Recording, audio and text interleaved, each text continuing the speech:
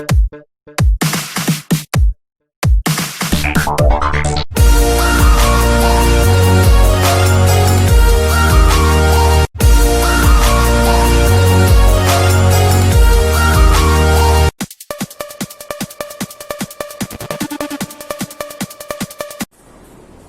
Morning विद्यार्थी मित्रों, તમે ધોરણ 8 પાસ કરી ધોરણ 9 માં પ્રવેશ મેળવી ચૂક્યા છો।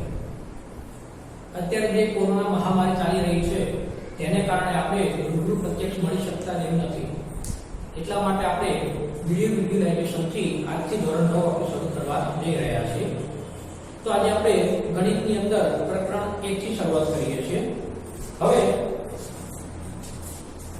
ધોરણ 9 ના ગણિતની અંદર પહેલા પ્રકરણની વાત કરીએ આપણે તો પ્રકરણ નંબર 1 નું નામ છે સંખ્યા પદ્ધતિ। તો પહેલા સંખ્યાની વાત કરીએ તો દુનિયામાં અસંખ્ય સંખ્યાઓ છે, પણ આ સંખ્યાઓને અલગ અલગ ભાગમાં સમૂહની અંદર વહેંચવામાં આવેલી છે, જેને સંખ્યા ગણ તરીકે પણ ઓળખવામાં આવે છે। તો સૌથી પહેલો સંખ્યા ગણની વાત કરીએ આપણે તો પહેલો સંખ્યા ગણ છે પ્રાકૃતિક સંખ્યાઓ। प्राकृतिक संख्याओं जे छे तेने n वडे दर्शाववामां आवे छे, એટલે n गण એટલે प्राकृतिक संख्याओं गण। હવે આપણે એ જોઈએ કે ભાઈ प्राकृतिक संख्याओમાં કઈ કઈ સંખ્યાઓનો સમાવેશ થાય છે। તો प्राकृतिक संख्याओમાં આપણે વાત કરીએ તો 1 2 3 4 5 આમ કરતા કરતા અનંત સુધી બધી જ ધન સંખ્યાઓનો સમાવેશ કરવામાં આવે છે। તો એની અંદર કઈ કઈ સંખ્યાઓ આવશે 1 2 3 4 5 એમ કરતા કરતા છે અનંત સુધી। હવે આટલામાંથી પરીક્ષામાં તમે એક નાનકડો પ્રશ્ન પૂછી શકાય કે ભાઈ સૌથી નાની પ્રાકૃતિક સંખ્યા કઈ છે। તો તમે અહીંયા જોઈ શકો કે સૌથી નાની પ્રાકૃતિક સંખ્યા કઈ છે 1, તો જવાબમાં શું લખવાનું રહેશે 1। બીજો પ્રશ્ન પૂછાય ભાઈ સૌથી મોટી પ્રાકૃતિક સંખ્યા કઈ છે। તો યાદ રાખજો વિદ્યાર્થી મિત્રો, સૌથી મોટી પ્રાકૃતિક સંખ્યા મેળવવી શક્ય નથી, કારણ કે આપણે અહીંયા અનંત સંખ્યાઓ લખેલી છે। તો સૌથી નાની સંખ્યા 1, સૌથી મોટી સંખ્યા કઈ આપણા માટે અશક્ય છે। બીજી સંખ્યામાં આપણે ગણ જોઈએ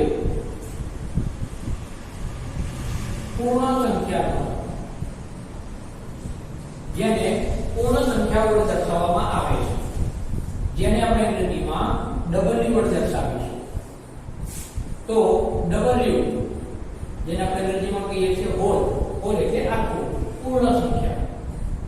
તો બધી જ પ્રાકૃતિક સંખ્યાઓની અંદર જો શૂન્યનો સમાવેશ કરવામાં આવે, ફરી કહું છું જરા ધ્યાન આપજો, બધી જ પ્રાકૃતિક સંખ્યાઓમાં શૂન્યનો સમાવેશ કરવામાં આવે એ બધી સંખ્યાઓ કઈ કહેવાશે પૂર્ણ સંખ્યાઓ। તો 0 1 2 3 4 5 6 અનંત સુધી આ બધી જ સંખ્યાઓને કહેવામાં આવે છે પૂર્ણ સંખ્યાઓ।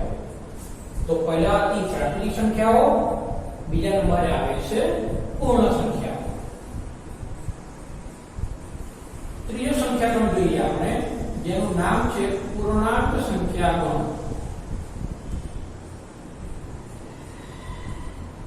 જેને આપણે પૂર્ણાંક સંખ્યાઓ વડે દર્શાવવામાં આવે છે,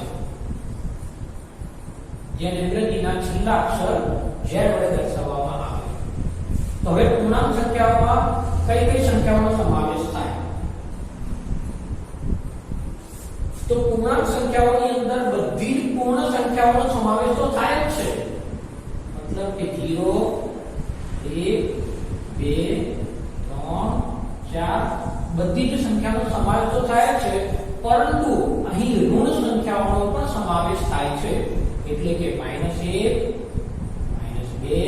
-3 અનંત। તો આપણે એવું કહી શકાય કે પૂર્ણાંક સંખ્યાઓમાં કઈ કઈ સંખ્યાઓનો સમાવેશ થાય છે। તો પૂર્ણાંક સંખ્યાઓમાં મુખ્ય 3 સંખ્યાઓનો સમાવેશ થાય છે। નંબર 1 શૂન્ય સંખ્યા, નંબર 2 ધન સંખ્યા અને નંબર 3 ઋણ સંખ્યાઓનો સમાવેશ થાય। તમને એવું પ્રશ્ન પૂછાય કે સૌથી નાની પ્રાકૃતિક સંખ્યા, તો જવાબ આવશે 1। સૌથી નાની પૂર્ણ સંખ્યા તો જવાબ આવશે 0.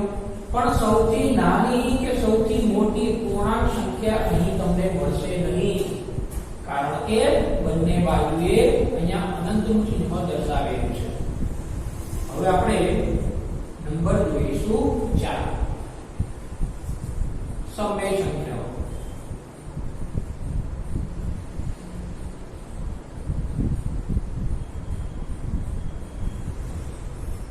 જેને આપણે q વડે દર્શાવીએ છીએ. હવે અહીંયા ખાસ સમજવાનું છે q એટલે શું.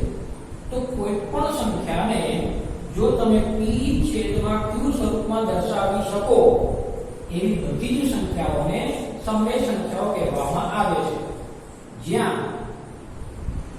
q is not equal to 0. मतलब કે જ્યાં q ની કિંમત 0 નથી. હા, p ની કિંમત તમે 0 લઈ શકો છો. તો હવે આપણે ટૂંકમાં સમજાય તેવી ભાષામાં વાત કરીએ તો સમય સંખ્યા એટલે શું. તો સમય સંખ્યાઓમાં પ્રાકૃતિક સંખ્યા, પૂર્ણ સંખ્યા, પૂર્ણાંક સંખ્યા બધી જ સંખ્યાઓનો સમાવેશ થાય. ઉપરાંત અંશ અને છેદવાળી સંખ્યા તથા દશાંશ ચિહ્ન ધરાવતી સંખ્યા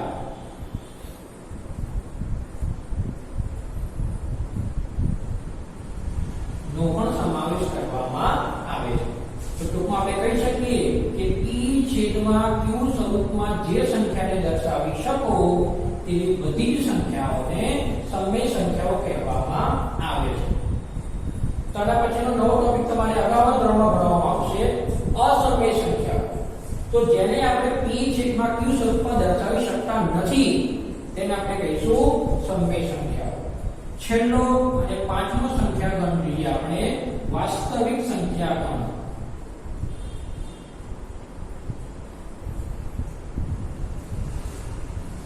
જેને આપણે આ વડે દર્શાવવામાં આવે છે.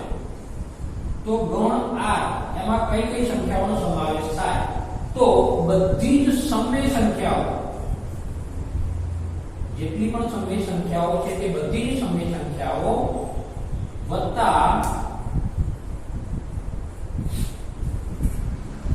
અસમય સંખ્યાઓ.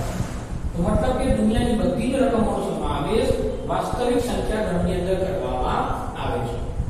હવે આના આધારિત આપણે આગળ વાત કરીએ તો સૌથી નાનો સંખ્યા ગણ કયો છે? નંબર 1 પ્રાકૃતિક સંખ્યાઓનો ગણ n. ત્યારબાદ બીજો સંખ્યા ગણ કયો છે? w. ત્યારબાદનો સંખ્યા ગણ કયો છે? z. પૂર્ણાંક સંખ્યા ગણ. ત્યારબાદ સમય સંખ્યાઓનો ગણ q અને સૌથી મોટો સમય સંખ્યા ગણ r. n સંખ્યા ગણની બધી જ સંખ્યાઓ z માં આવેલી છે માટે આપણે કહી શકાય કે n ઉપગણ છે w.